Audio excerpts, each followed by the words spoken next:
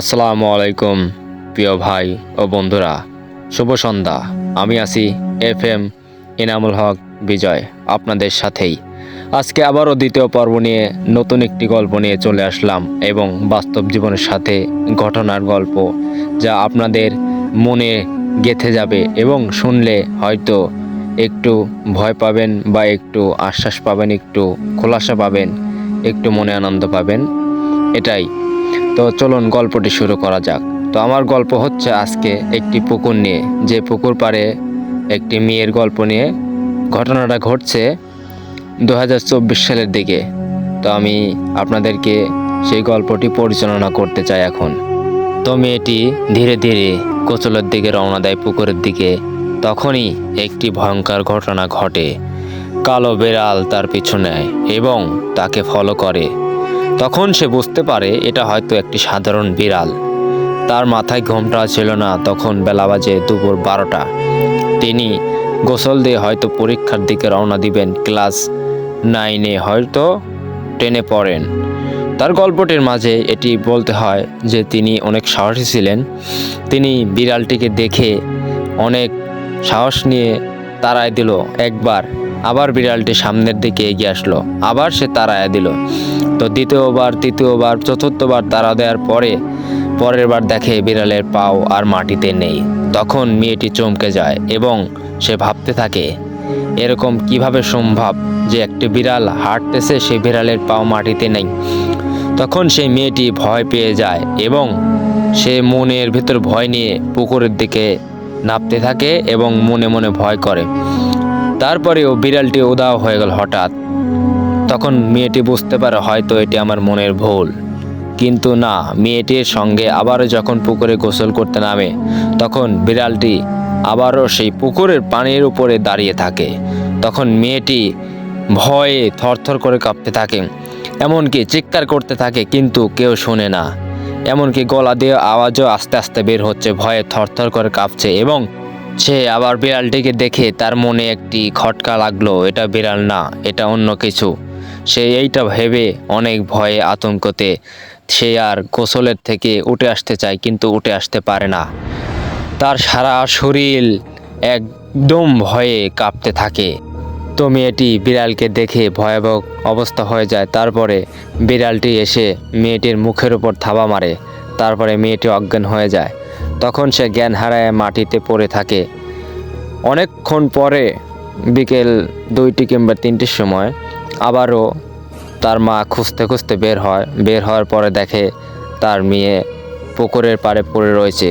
তারপরে তার মা ভয় পেয়ে গিয়ে তাকে নিয়ে যাওয়ার পরে জ্ঞান ফেরার পরে মেয়েটিকে জিজ্ঞাসা করে, আম্মা, তোমার কি হয়েছিল? তখন মেয়েটি উত্তর দেয়, আমার সাথে অনেক ভয়ঙ্কর একটি ঘটনা ঘটছে। আমি তো মনে হয় আর বাঁচবই না। আমি তো মনে করছি আমি মারাই যাব, কিন্তু না, এখন দেখি আমি বেঁচে আছি। মেয়েটির মা মেয়েটির কথা রাখলো না। মেয়েটির মা মেয়েটিকে হয়তো সান্ত্বনা দিল, মা, তুই ভুল কিছু দেখছিস। কিন্তু মেয়েটির মনে খটকা রাখলো না, আমি ভুল কিছু দেখি নাই, আমি সত্যি দেখছি। মেয়েটির মা আবারও মনে করলো না, চলুন পুকুরটি আপনাদেরকে ভালো করে দেখাই। দেখুন, পুকুরটি অনেক ভেতরেই একটি জায়গা। এখানে বাড়িঘর হয়তো 500 মিটারের মধ্যে নেই, অনেক ফাঁকে ফাঁকে বাসা। তারপরেও এখানে এখনও আমি দাঁড়িয়ে মাগরিবের সময় ভিডিও করছি, আমার গার মধ্যে কেমন যেন একটি ঝিম দিয়ে উঠছে, যে ভয় করছি। হয়তো আমার সাথে আরেকজন এসেছে, তারপরেও ভয় লাগছে এখানে দাঁড়িয়ে ভিডিও করা। এখানে মানুষ দিনের বেলায় আসতে এখনও ভয় পায়। তো আবারও আমি গল্পতে চলে যাই। তো তৃতীয় দিনের কথা। প্রথম দিন, দ্বিতীয় দিন, তৃতীয় দিন মেয়েটির মার একটি পাতি চই হারিয়ে যায়। তো চইটি খোঁজার উদ্দেশ্য রওনা দেয় সেই পুকুর পাড়ে। আবারও সেই মাগরিবের আগ দিয়ে রওনা দেওয়ার পূর্বেই, আগ মুহূর্তেই ওই কালো বিড়ালটি আবারও মেয়েটির মার সামনে উপস্থিত হন এবং মেয়েটির মাকেও বারবার আঙ্গিতা দিয়ে ভয় দেখানোর চেষ্টা করেন। মেয়েটির মা ভয় না পেয়ে বিড়াল মনে করে বিড়ালকে তাড়িয়ে দিয়ে সামনের দিকে এগিয়ে গেল, কিন্তু বিড়ালটি আবারও সামনের দিকে আসে। তারপরে বিড়ালটি দেখে, মেয়েটির মা তাকিয়ে দেখে বিড়ালের পাও মাটিতে নেই। তারপরে মেয়ের মায়ের মনে একটি খটকা লাগলো, বিড়ালের পাও তো মাটিতে থাকার কথা, বিড়ালের পাও মাটিতে নেই কেন? তারপরে মেয়েটির মা অনেক ভয় পেয়ে গেল, প্রচণ্ড ভয়। আমার মেয়ে তো এই কথাগুলো বললো, এগুলো তো এখন সত্যি হচ্ছে। তো মেয়েটির মাকে বিড়ালটি অন্য একটি রূপ নিল। রূপ নেওয়ার পরে কালো একটি বোরকা পরে সামনে আসলো।